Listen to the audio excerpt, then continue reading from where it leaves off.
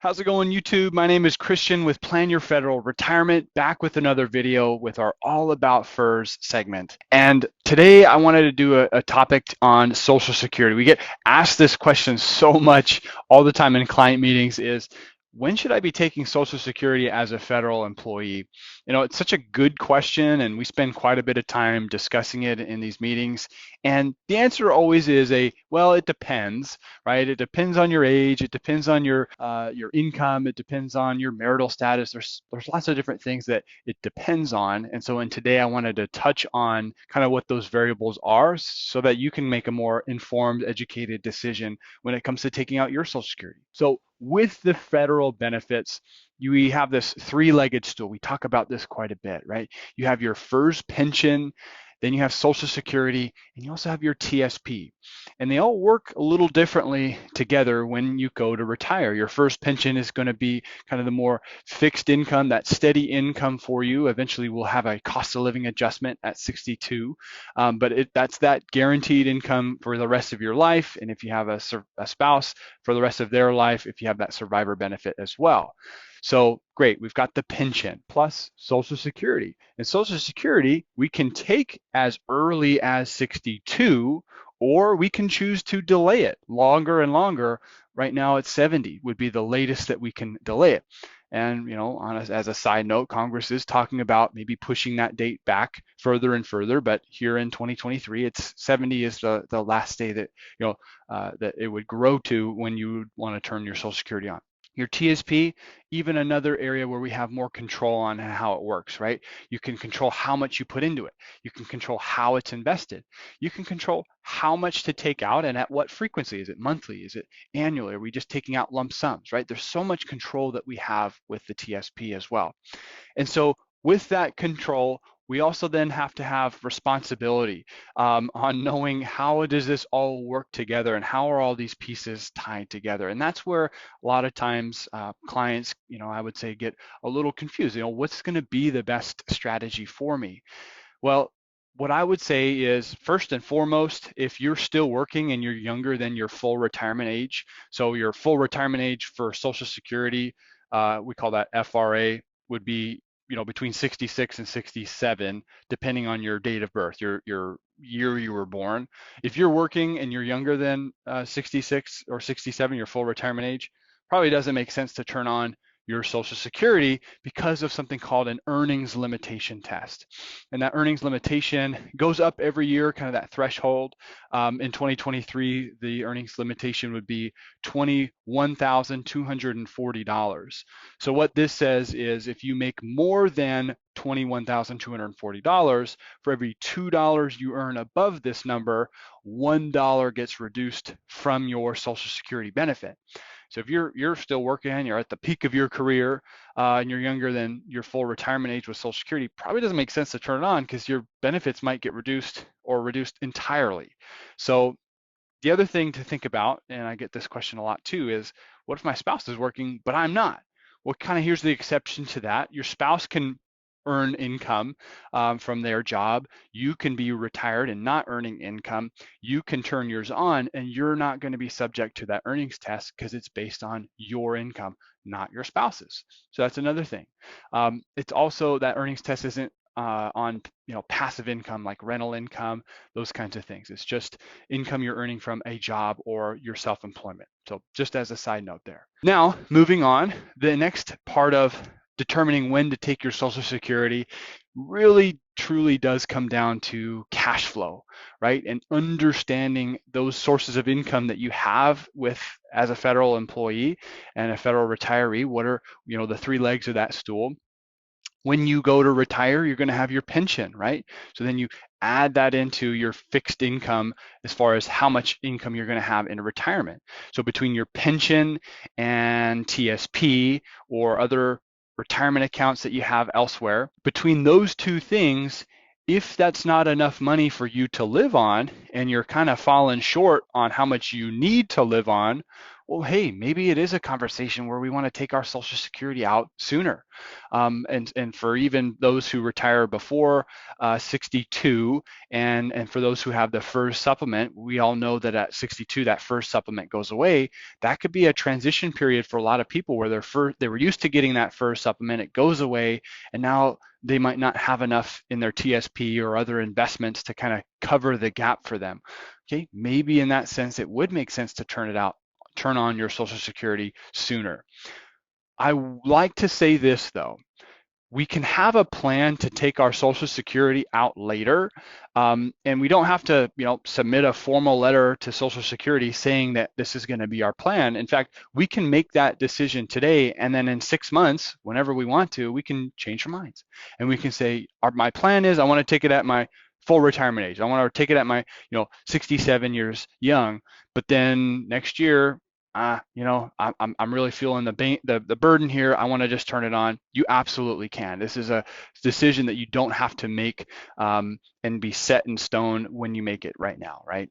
So kind of going back to maybe an example, I think that would be helpful to just visualize what this would look like. So all of my clients are named Bob and Sue. It makes it really easy. So let's say Bob is 62 right now, and his age 67 would be his full retirement age with Social Security, and 70. So I like to look at these three different ages. At his full retirement age at 67, let's just say his Social Security benefit is going to be 2,400 bucks a month. At age 70, if he delayed, his estimate right now is saying it would be 3,000 bucks a month, and then at 62, it would be reduced to roughly $1,700 a month. Why is this important? Well, as most of you guys know, your full retirement age, that's kind of the metric, if you will, when it comes to your Social Security. And so if we take it out sooner, that's technically a reduction. If we take it out after our full retirement age, well, now we're getting a delayed gratification. Now it's growing for us. It's an added benefit. It would grow 8% per year those 3 years, so an extra 24% here. Again, kind of round numbers, if you will.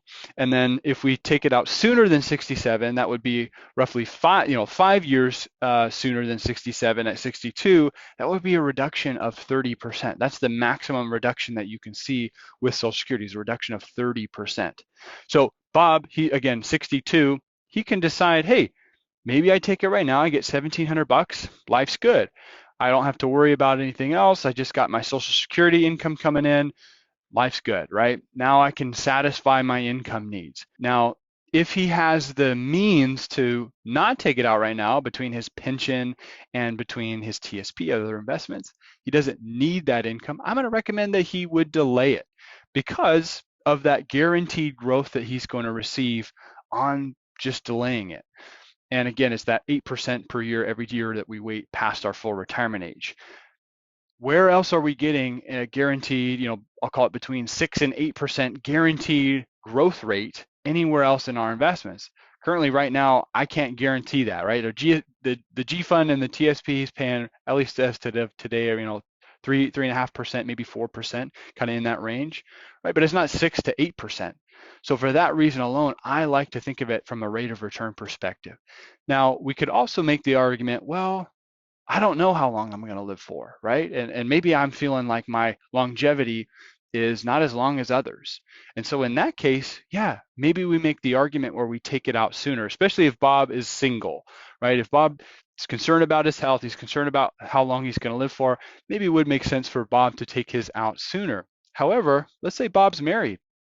Let's say Bob's married to Sue, and Sue, let's say she's, 60.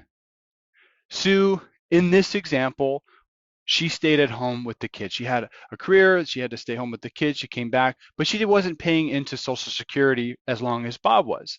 And so at age 62, her benefit is going to be a lot less than Bob's, her husband. Her benefit's going to be $1,100. At 67, her benefit would be $1,600.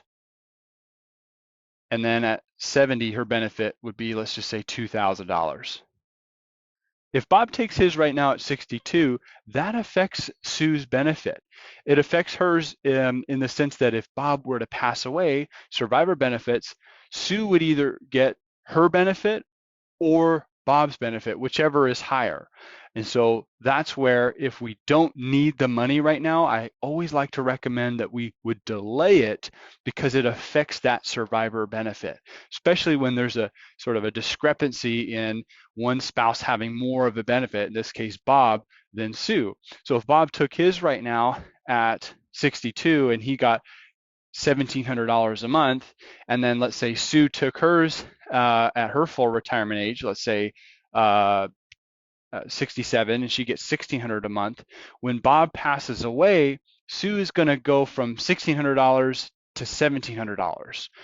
That affects her income in for the rest of her life. If Bob waited and took his out at, let's say, 70, and Sue took hers out at her full retirement age, when Bob passes away, her benefit goes from $1,600 to $3,000. And so again, the survivor benefits really matter. Is where when we're planning our Social Security, if we're married, is saying, hey, if I have a difference between my spouse and me and our income from Social Security, maybe it makes sense for me to delay mine, the higher income earner, so that my spouse will have more of a benefit if I were to pass away. Now, there's lots of different calculators out there talking about, well, if you took it at 62, you'd have to live, 11, 15 years. Otherwise, if you didn't, then all of that benefit didn't matter to you, right? You would have to break even after living 15 years is what I'm trying to say. Those calculators exist, but the big question mark is, do we know when we're going to die? If we knew exactly when we were going to die, man, this would be easy. We'd be able to figure out mathematically exactly when to take it. But for most of us, we don't we don't have any issues with our longevity. We don't know exactly when we're going to die. So a lot of times it does make sense to delay it if we can from a cash flow perspective. And that's just going to tie it right back in from what I said earlier, is it really depends on cash flow. Sure, there's some other things like survivor benefits.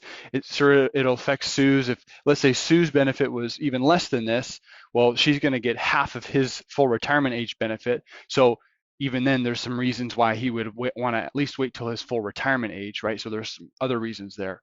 But it's all dependent on, again, cash flow and figuring out what's going to make the most sense for you. And if it's going to put you in a bind to wait longer than 62, you're feeling like you're taking way too much out of your TSP and other investments to make your monthly income, well, then maybe we take it sooner. But for those that are not on that description and they don't have a problem with taking out their income right now, delay that Social Security, let that guaranteed growth continue to grow, and things are going to be good. So one action item for this video, I would say go to your Social Security, ssa.gov, and log in, create an account if you don't have one, and pull up an estimate. See what your estimate is going to be at all of these different ages. Helps you make that educated and informed decision. The other thing to think about when you're looking at that statement is it's not going to include any cost of living adjustments that we might experience between now and when you turn on your Social Security. And so if we're going to see another 8% cost of living adjustment, those statements do not reflect cost of living adjustments. It does reflect the reductions or the growth, but it doesn't show and reflect cost of living adjustments. So if we got an 8% cost of living adjustment, plus you're delaying from your full retirement age and delaying it, you're going to get an 8% plus another 8%. That's 16% growth rate. Hey, that's even more of a reason why we would want to delay it even longer. So hopefully this was helpful. If you have more questions related to this Social Security or your FERS benefits, you can leave that question below in the comment section. Make sure you leave a like on this video. Make sure you're subscribed so you get our latest videos and content that we put out. And until next time, happy planning.